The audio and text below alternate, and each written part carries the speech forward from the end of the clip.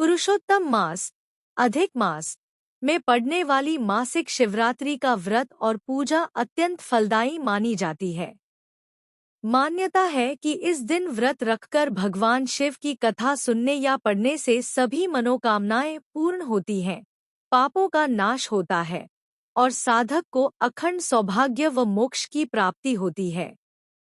पुरुषोत्तम मास मासिक शिवरात्रि व्रत कथा पौराणिक कथा के अनुसार प्राचीन काल में चित्रभानु नाम का एक शिकारी था। वह अपने परिवार का पालन पोषण जानवरों का शिकार करके करता था। एक बार उस शिकारी पर एक साहूकार का बहुत बड़ा कर्ज हो गया। जब वह कर्ज चुकाने में असमर्थ हुआ तो साहूकार ने उसे एक शिव मंदिर में बंदी बना लिया। संयोग से उस दिन मासिक शिवरात्रि थी। बंदीगृह में रहकर शिकारी ने पूरे दिन अनजाने में ही सही, लेकिन भूखे प्यासे रहकर पूरा दिन बिताया। वहीं पर बैठे बैठे उसने शिव भक्तों के मुख से शिवरात्रि व्रत और भगवान शिव की महिमा की कथा सुनी।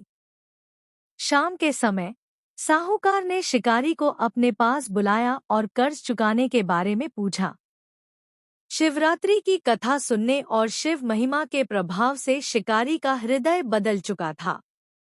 उसने साहूकार से विनती की कि वह अगले दिन सारा कर्ज चुका देगा। शिकारी के सत्य वचन और शिव जी की कृपा से साहूकार मान गया और उसे छोड़ दिया। जब शिकारी जंगल में शिकार की तलाश में गया तो उसे रात हो गई और वह एक बेल के पेड़ पर रात बिताने के लिए चढ़ गया।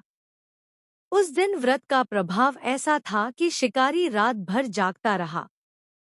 अनजाने में ही उससे रात भर बेलपत्र टूटकर नीचे शिवलिंग पर गिरते रहे। इस प्रकार अनजाने में ही सही, शिकारी द्वारा शिवरात्रि के दिन व्रत रखने, शिवजी की कथा सुनने और शिवलिंग पर बेलपत्र अर्पित करने का उसे असीम फल प्राप्त हुआ। मृत्यु के पश्चात उसे भगवान शिव के धाम शिवलोक की प्राप्ति हुई।